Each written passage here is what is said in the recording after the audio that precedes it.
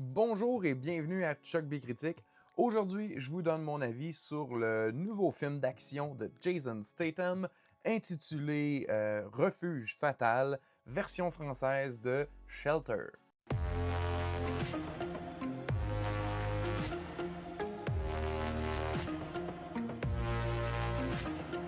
C'est scénarisé par Ward Perry et réalisé par Rick Romanwow.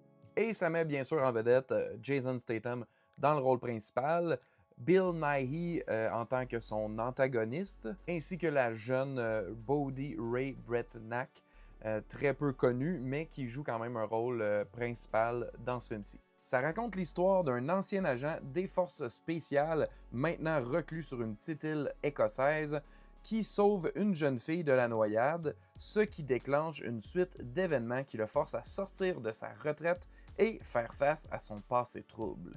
Puis là, je viens de dire un résumé de film qui, à mon avis, pourrait fitter avec 200 autres films qui existent déjà, parce que c'est vraiment une histoire qu'on a déjà vue maintes et maintes fois, mais j'ai quand même apprécié cette interprétation-là de ce classique d'action. Il va sans dire que Jason Statham est un habitué des films d'action et ça depuis le début de sa carrière. C'est quand même spécial, là. Je regardais ses films parce que j'essayais de me souvenir dans lesquels il s'était fait connaître, puis j'ai réalisé qu'il en a fait beaucoup plus que je pensais. C'est au nombre de 59 actuellement. Et la majorité, honnêtement, je les ai appréciés.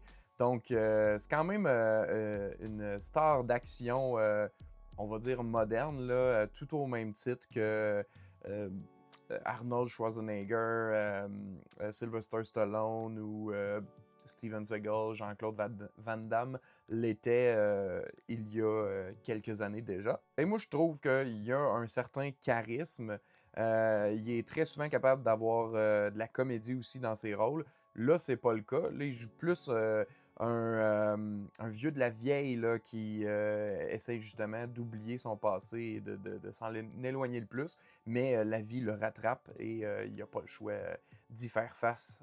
Puis c'était bien, honnêtement. C'est pas pour cette raison-là, là, l'aspect dramatique du personnage, qu'on va voir ce type de film-là.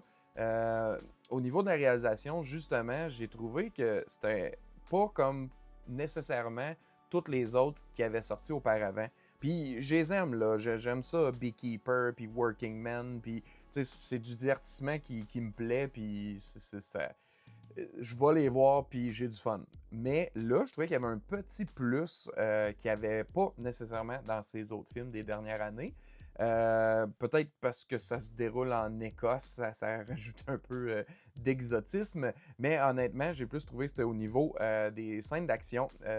Ça me semblait plus brutal, plus réaliste, c'est pas le bon mot, mais j'avais comme l'impression que tout avait l'air avoir plus de conséquences, plus de.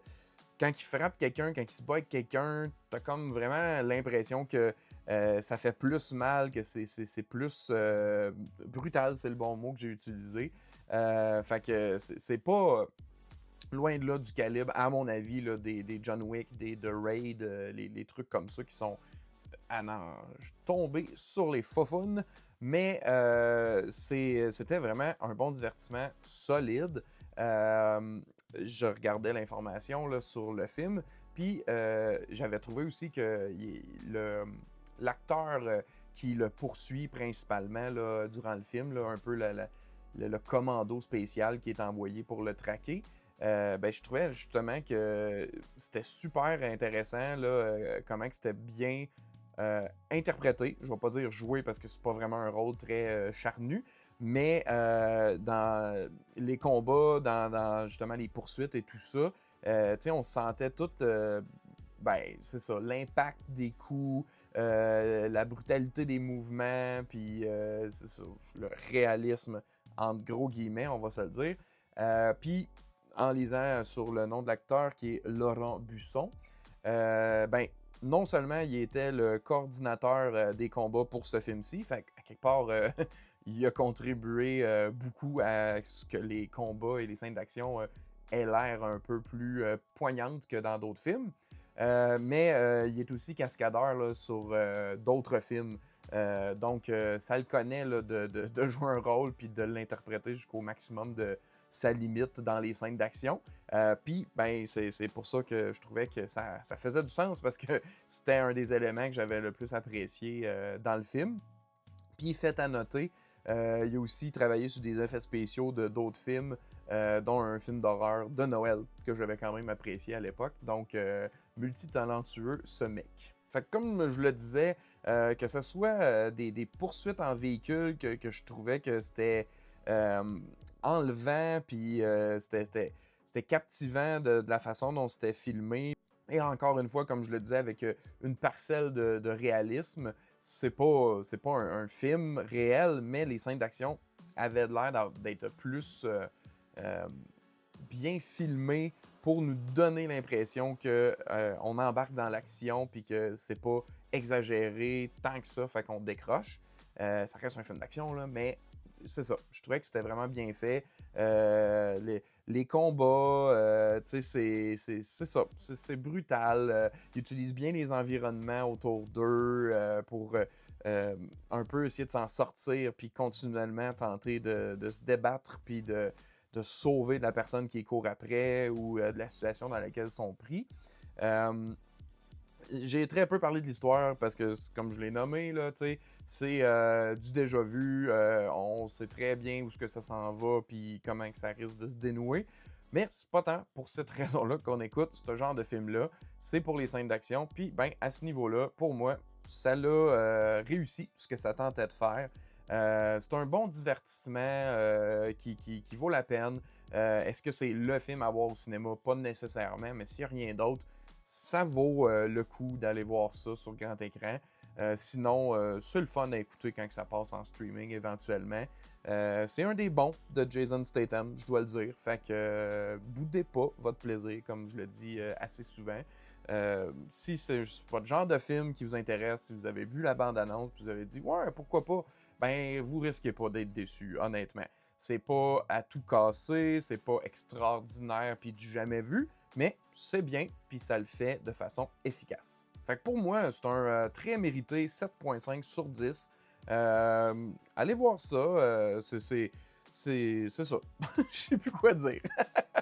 Allez voir Jason Statham taper des gueules. Ça va être intéressant. Puis sinon, en terminant, ben si vous avez vu ce film-ci, dites-moi ce que vous en avez pensé dans les commentaires ci-dessous. Sinon, j'aimerais peut-être ça savoir, c'est quoi votre film de Jason Statham préféré? Moi, c'est sûr que son premier là, qui m'a vraiment fait découvrir l'acteur, c'était ben, le premier, mais la trilogie du Transporteur, qui était quand même assez cool. Sinon, un petit peu de favoritisme pour Death Race.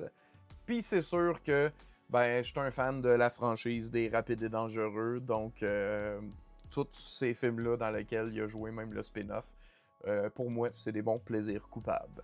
Mais ce que je veux savoir, c'est vous, c'est lequel votre film de Jason Statham préféré? Dites-moi ça dans les commentaires ci-dessous.